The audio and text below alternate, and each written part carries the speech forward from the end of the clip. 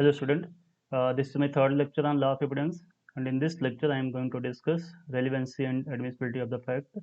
आज के लेक्चर में हम सुसंगतता और ग्राह्यता पर डिस्कस करेंगे।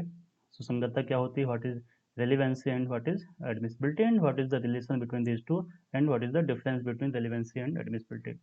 इस टॉपिक को डिस्कस करने के पहले सबसे पहले हम देख लेते हैं कि प्रीवियस ईयर के क्वेश्चन पेपर में ये कहाँ तक आया है, कब कब आया हुआ है। 2015 का हम क्वेश्चन देख रहे हैं, तो इसमें लॉन्ग क्वेश्चन आया हुआ है, what is the law relating to relevancy in the Indian Evidence Act, draw the distinction between relevancy and admissibility of the evidence. सुसंगतता से संबंधित क्या प्रावधान है भारतीय साक्ष्य अधिनियम में, और सुसंगतता और ग्राह्यता में डिफरेंस क्या होता है, ये क्वेश्चन पूछा गया है। इसके बाद 2016 में क्वेश्चन नहीं आया है इस पर। देन 17 में 60 क्वेश्चन आया हुआ है with right A note on relevancy and admissibility of the evidence. ठीक है, आज की संगतता और ग्राह्यता पर 60 नोट आया है। देन 2018 में भी ये लॉन्ग क्वेश्चन आया हुआ है, relevancy and admissibility are not co existence terms. ठीक, कमेंटेड संगति और ग्राह्यता सह विस्तारी शब्द नहीं है, इस पर टिप्पणी करिए, ये आया हुआ है। और इसके बाद ये 19 में, ठीक है, तो हम देख सकते हैं कि ये इस पे काफ़ी क्वेश्चन आए हुए हैं। रेलिवेंसी हो करीब 3 बार ये लॉन्ग क्वेश्चन आया है, एक बार 60 क्वेश्चन भी आया हुआ है। तो इस पर्पज़ से ये एक तो बेसिक क्वेश्चन है, ये आपके लिए काफ़ी इम्पोर्टेंट है। सबसे पहले इस टॉपिक को डिस्कस करने के पहले हम, क्योंकि रेलिवेंसी और एडमिसिबिलिटी दोनों की बात यहाँ पे की गई है, तो सबसे पहले हम देख लेते हैं कि रेलिवेंसी ऑफ फैक्ट क्या होता है, रेलिवेंसी क्या होती है, संगतता क्या होती है। The term relevancy is not defined in evidence act. साक्ष्य विधि में रेलिवेंसी को डिफाइन नहीं किया, हालांकि प्रोविजन दिया गया रेलिवेंसी का, सेक्शन 3 में जो डिफिनेशन दी गई है उसके according evidence act provide that a fact is become relevant only when it is connected with other fact in any of the ways referred to in this act relating to the relevancy of the fact। तो साक्ष्य विधि में जो सुसंगतता को एक तरह से define किया गया है, उसमें ये बताया गया है कि एक तथ्य दूसरे तथ्य से सुसंगत तब कहा जाएगा जबकि सुसंगतता से संबंधित प्रावधान जो साक्ष्य विधि में दिए गए हैं उनमें से किसी न किसी तरीके से वो एक दूसरे से संबंधित हों, तब कहा जाएगी कि रेलिवेंट। मतलब एक तरीके से यहाँ पर एक वो जगह बता दी गई है कि कहाँ आप चेक करोगे कि ये चीज़ रेलिवेंट है कि नहीं। तो जहाँ जहाँ रेलिवेंसी की प्रोविजन एविडेंस एक्ट में दिए गए हैं, उस रेलिवेंसी की प्रोविजन के अकॉर्डिंग अगर एक फैक्ट दूसरे फैक्ट से कनेक्टेड है, संबंधित है, तो कहा जाएगा such fact is relevant to other fact. अब रेलिवेंसी के जो प्रोविजन दिए गए हैं वो सेक्शन 5 टू 55 में दिए गए हैं। साक्ष्य विधि के सेक्शन 5 से लेकर 55 में रेलिवेंसी के प्रोविजन दिए गए थे। तो ये टेक्निकली डिफाइन तो नहीं किया गया है, बस एक जगह बताई गई कि कहाँ पे प्रोविजन दिया गया है। अगर एक जनरल वर्ड में हम डिफाइन करना चाहें रेलिवेंसी का, तो relevancy means any fact which makes the existence और non existence of fact in issue probable और इम्प्रोबेबल। संगतता से तात्पर्य होता है ऐसे तथ्य जो कि विवादक तथ्यों के अस्तित्व या अनस्तित्व को संभावित या असंभावित बनाते हैं। ठीक है, तो अगर कोई फैक्ट ऐसा है जो कि फैक्ट इन इशू के एग्जिस्टेंस को या उसके नॉन एग्जिस्टेंस को प्रोबेबल करता है कि हाँ ऐसा है या ऐसा नहीं है, तो उसको हम कहेंगे ये रेलिवेंट फैक्ट है, सुसंगत तथ्य है। जैसे अगर ए के ऊपर चार्ज है किसने बी का मर्डर किया है, तो अगर सीसीटीवी कैमरा लगा हुआ है उसमें रिकॉर्डिंग हो गई कि हाँ ए ने बी का मर्डर किया है, ये जो सीसीटीवी कैमरे में रिकॉर्डिंग हुई है ये रेलिवेंट फैक्ट है। ठीक, क्यों? क्योंकि ये जो फैक्ट इन इशू है कि क्या ए ने बी का मर्डर किया है, इस फैक्ट इन इशू के एग्जिस्टेंस को ये संभावित करता है कि अगर सीसीटीवी कैमरे में दिख रहा है इसका मतलब कि ए ने बी का मर्डर किया है। ठीक, इसी तरीके से कोई भी ऐसा तथ्य, कोई भी ऐसा फैक्ट है जिससे कि फैक्ट इन इशू के एग्जिस्टेंस को इम्प्रोबेबल किया जाए कि ऐसा नहीं है, कि सपोज एक जगह पे आरोप लगा है ए के ऊपर कि इस जगह पे इसने कोई अपराध किया है, अगर उसने ये दिखा दिया कि उस टाइम पे मैं उस जगह पे नहीं था बल्कि कहीं और दूर कहीं मैं था, वहाँ पे था नहीं, तो यहाँ भी जैसे फैक्ट कोर्ट के सामने लाया जाएगा कि जिस जगह पे घटना घटी थी उस जगह पे वो था ही नहीं, ये भी रेलिवेंट फैक्ट होगा क्योंकि इससे दिखा रहा है कि ये जो फैक्ट इन इशू है इसका एग्जिस्टेंस नहीं है, ये नहीं है क्योंकि वहाँ पे वो व्यक्ति नहीं था, इसलिए अपराध नहीं कर सकता। तो दोनों चीज़ें यहाँ पे होती हैं कि फैक्ट इन इशू के एग्जिस्टेंस को अगर संभावित करेगा कोई फैक्ट तब भी वो रेलिवेंट फैक्ट कहलाएगा, और अगर फैक्ट इन इशू के अस्तित्व को वो असंभावित करेगा, इम्प्रॉबेबल करेगा, तब भी वो रेलिवेंट फैक्ट ही कहलाएगा। बट रिक्वायरमेंट ये होती है कि सेक्शन 5 से 55 में जो रेलेवेंसी का प्रोविजन दिया गया है एविडेंस एक्ट में, इन सेक्शंस में से किसी न किसी सेक्शन में वो चीज़ रेलिवेंट होनी चाहिए, वो तथ्य रेलिवेंट होना चाहिए, इससे बाहर नहीं होना चाहिए। 5 से लेके 55 में हर एक सेक्शन में कोई ना कोई फैक्ट रेलिवेंट डिक्लेयर किया गया है, तो किसी न किसी सेक्शन में वो फैक्ट जो कि कोर्ट के सामने आप रेलिवेंट फैक्ट के रूप में लाना चाह रहे हो, वो वहाँ पर दिखाना चाहिए कि किसी न किसी सेक्शन में ये है, ठीक है। तो ये तो हो गया रेलिवेंसी ऑफ फैक्ट की क्या चीज़ रेलिवेंट है, साफ-साफ ये प्रोविज़न में लिखा है कि 5 से 55 में, जैसे सेक्शन 6 में लिखा है कि रेस जस्टिस का पार्ट कोई बात हो जाएगी तो रेलिवेंट होता है। सेक्शन 8 में मोटिव प्रिपरेशन है, ठीक, कंडक्ट किसी का है ये रेलिवेंट होता है, ठीक है। इसी तरीके से एडमिशन है, कन्फेशन है, ठीक है, ओकेज़न है, कॉज़ है, इफ़ेक्ट है, तमाम चीज़ें होती हैं जो यहाँ पे दी गई हैं। हर एक सेक्शन में कोई ना कोई बात रेलिवेंट डिक्लेयर की गई है। तो अगर उस सेक्शन के अकॉर्डिंग रेलिवेंट है, जैसे सेक्शन 8 में लिखा हुआ है कि मोटिव रेलिवेंट होता है, तो आप ये हमेशा दिखा सकते हो कोर्ट के सामने कि इसका मोटिव क्या था। कंडक्ट को हमेशा रेलिवेंट माना गया सेक्शन 8 में, तो कंडक्ट व्यक्ति का दिखा सकते हो कि व्यक्ति का कंडक्ट ऐसा था।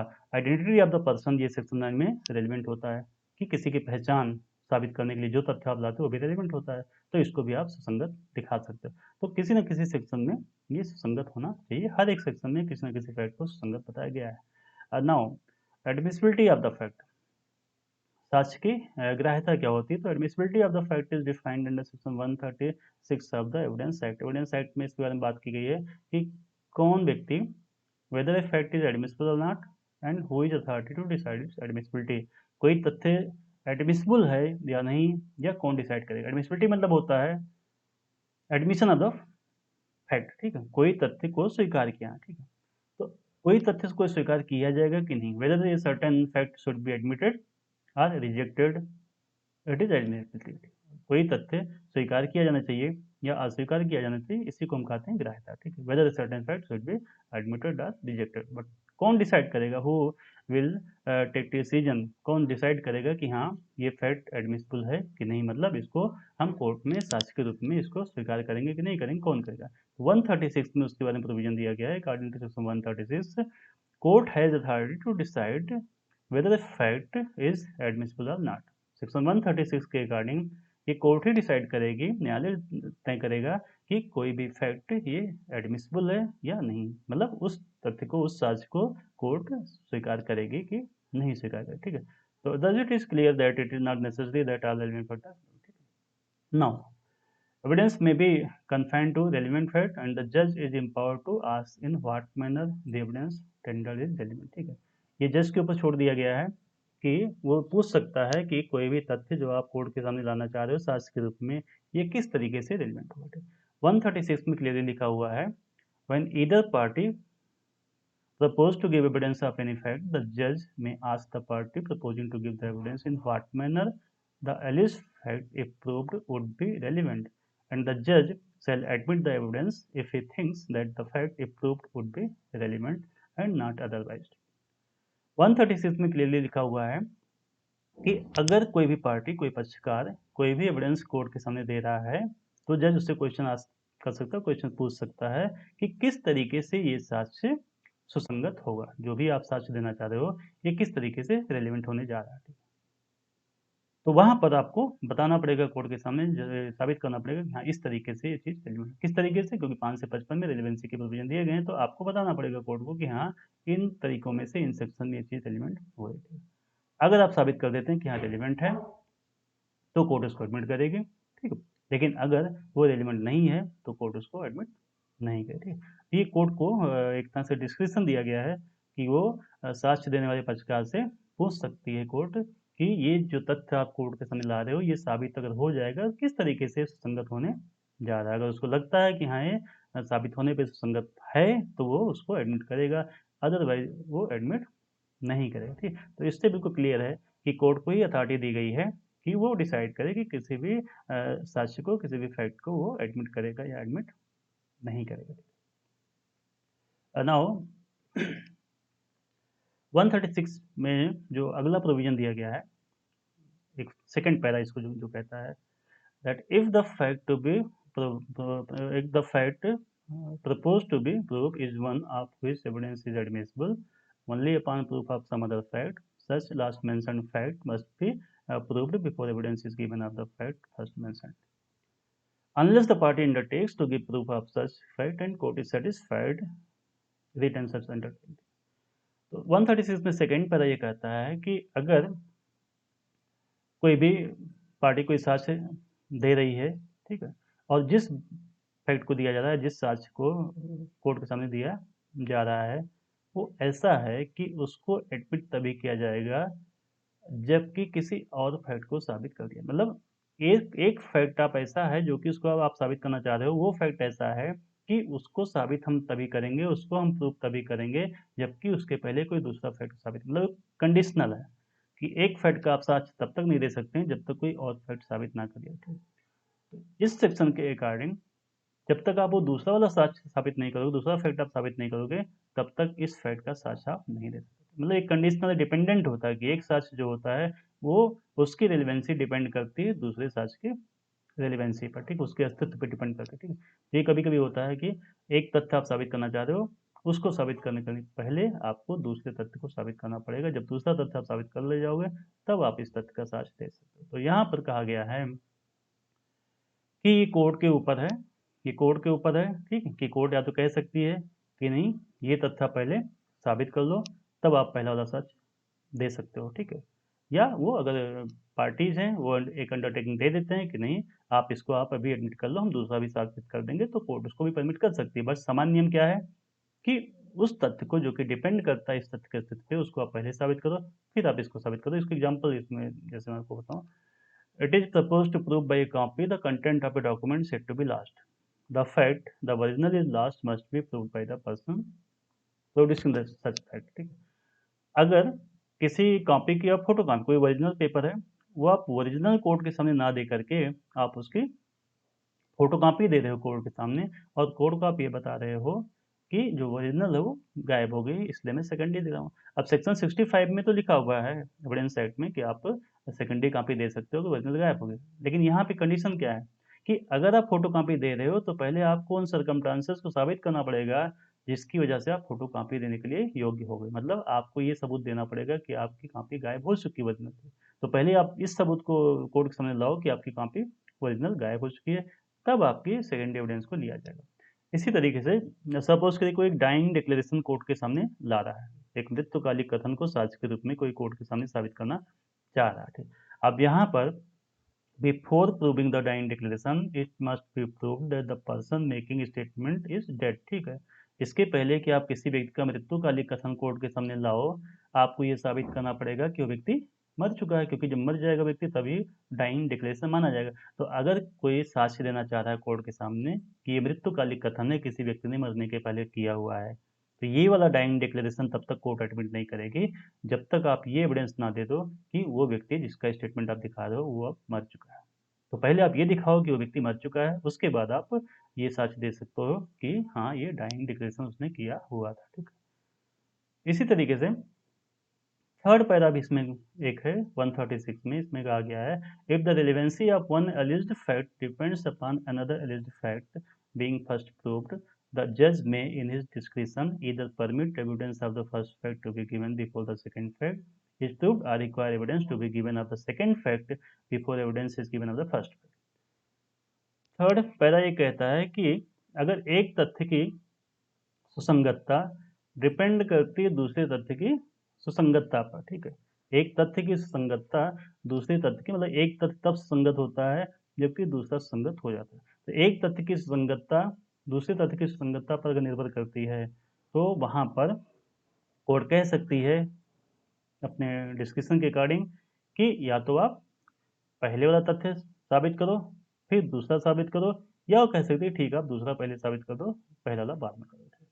जैसे इसमें इलस्ट्रेशन एक दिया हुआ है, A is accused of receiving stolen property knowing it to have been stolen, it is supposed to prove that the he denied the possession of the property। A accused है, अभियुक्त है किस बात का, स्टोलन प्रॉपर्टी का, ठीक है। ये जानबूझ के चोरी हुई प्रॉपर्टी को प्राप्त करने का ये अभियुक्त, मतलब इसके पोजीशन में चोरी हुई संपत्ति पाई गई है और इसका इस पे चार्ज लगाया गया है। ये एक सबूत देना चाह रहा है, सबूत ये देना चाह रहा है कि ये जो पोजीशन की बात की गई ये हमारी पोजीशन प्रॉपर्टी नहीं, मतलब वो एक्यूज ये कह रहा है कि ये प्रॉपर्टी जो दिखाई जा रही कोर्ट के सामने कि हमारे कब्जे में थी वास्तव में हमारे कब्जे में नहीं थी, ये साक्ष्य देना चाह रहा है। अब यहाँ पर कोर्ट के सामने ऑप्शन है।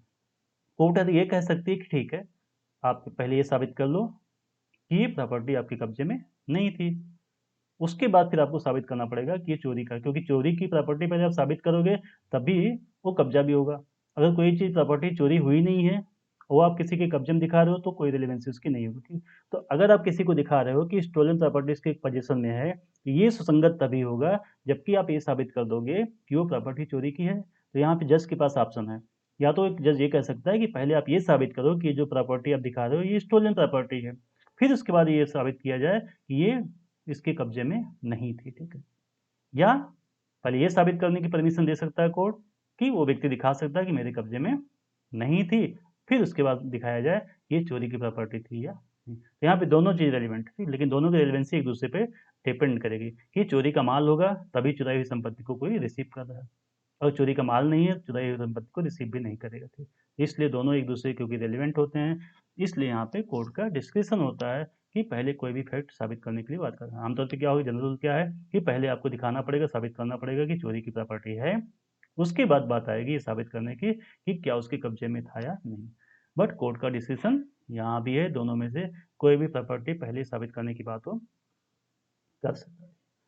अब एक क्वेश्चन ये और उठता है कि क्या ये जो एडमिसिबिलिटी है और रेलिवेंसी है, इनमें रिलेशन क्या होता है, इसमें आपस में संबंध क्या होता है, ठीक है। तो एक राम बिहारी यादव बस्ती स्टेट ऑफ बिहार का केस आया, तो उसमें कहा गया था कि relevancy and admissibility are neither co extensive,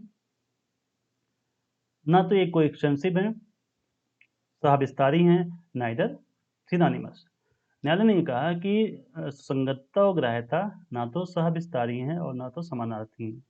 they are neither co extensive ना दे आर सिनोनिमस, ना तो ये सहविस्तारी हैं ना ही समानार्थी, मतलब दोनों एक चीज़ भी नहीं है, और ऐसा भी नहीं है कि को एक्सटेंसिव है कि एक फैक्टर कोई रेलिवेंट है तो एडमिसिबल भी होगा, या वो एडमिसिबल है तो रेलिवेंट भी होगा, तो कोई एक्सटेंसिव भी नहीं है, दोनों का साथ साथ होना भी आवश्यक नहीं है, और ना ही दोनों एक ही चीज़ें हैं, दोनों एक चीज़ भी नहीं है, ठीक। जैसे कोर्ट ने इसमें एग्जाम्पल दिया कि कुछ फैक्ट ऐसे होते हैं जो कि हालांकि रेलिवेंट होते हैं बट वो एडमिसिबल नहीं होते हैं, ठीक है।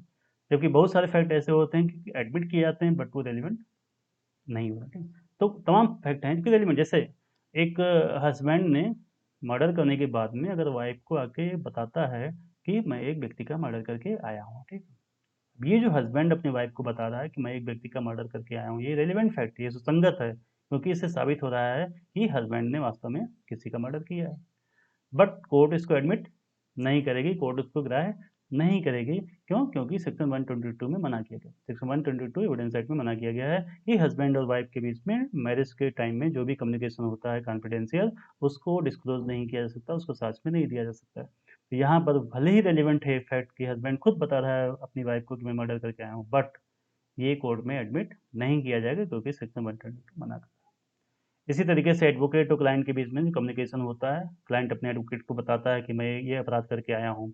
अब यहाँ पे रेलिवेंट है, जैसे क्लाइंट आया अपने एडवोकेट को बता रहा है कि मैं चोरी करके आया हूँ, ठीक है। अब चाहे तो एडवोकेट कोर्ट को बता सकता है कि हाँ इसने चोरी की, रेलिवेंट होगा, बट इसको एडमिट नहीं किया जाता। क्यों नहीं किया जाता है? क्योंकि एडवोकेट और क्लाइंट का एक रिलेशन होता है, प्रोफेशनल होता है, तो यहाँ पे सुरक्षा दी गई है कि जो कोई भी बात क्लाइंट अपने एडवोकेट को बताएगा वो एडवोकेट कोर्ट में साक्ष्य के रूप में नहीं दे सकता, ठीक। तो यहाँ पर भी रेलिवेंट होने के बावजूद भी वो एडमिसिबल नहीं है।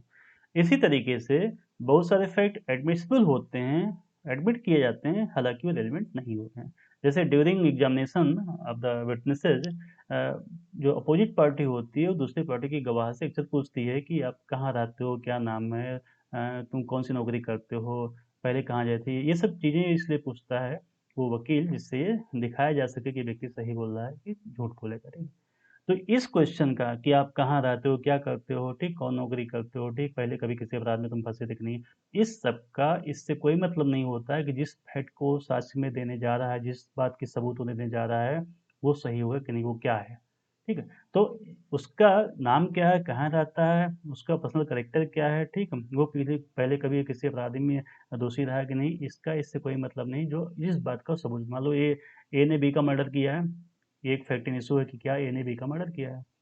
अब अगर सी कह रहा है कि हमने देखा था ए ने बी का मर्डर किया है, तो सी का स्टेटमेंट रेलिवेंट हुआ कि अगर सी कह रहा है कि हमने देखा है ए ने बी का मर्डर किया, लेकिन सी से जो बाकी क्वेश्चन पूछे जा रहे हैं, तुम कहाँ रहते हो, क्या करते हो, ठीक है, तुम्हें कभी जो है अपराध में दोषी नहीं ठहराया गया है, कौन सी नौकरी करते हो, इन सब का इससे कोई नहीं मतलब है कि वो व्यक्ति अपराध किया था ए ने कि नहीं किया था, ठीक। तो whether murder was committed by A or not, इसका कोई जवाब इससे नहीं है कि ये व्यक्ति क्या है, कौन है, कहाँ रहता है, बट फिर भी ये चीज़ एडमिट की जाती है। ये क्वेश्चन जो कोर्ट पूछती है दूसरे पार्टी के गवाहों से, ये हमेशा ही एडमिट किया जाता है इस बात के लिए कि इसकी क्रेडिबिलिटी को वेरीफाई किया जा सके कि सही बोल रहा होगा कि नहीं। तो कुल मिला के इस केस में बिल्कुल क्लियर कर दिया गया कि ये दोनों चीज़ें एक ही नहीं हैं, और ना ही ये ज़रूरी होता है कि जो चीज़ एडमिसिबल हो गई है वो रेलिवेंट भी होगी, या जो चीज़ रेलिवेंट है वो एडमिसिबल भी होगी। Now what is distinction between relevancy and admissibility, दोनों में डिफरेंस क्या होता है? जो पहला डिफरेंस होता है, relevancy based on logic and probability, but admissibility based on strict rules of law. जो रेलिवेंसी होती है, जो संगतता होती है, ये लॉजिक, ये तर्क पर और संभावनाओं पर आधारित होती है, जबकि एडमिसिबिलिटी ये स्ट्रिक्ट रूल ऑफ लॉ, विधि के कठोर उपबंधों पर आधारित होती है। तो रेलिवेंसी हमेशा लॉजिक पे बेस्ड करती है कि ऐसा है और ऐसा कहा जा रहा है तो ऐसा हुआ, वो एक लॉजिक पर बेस्ड होती है।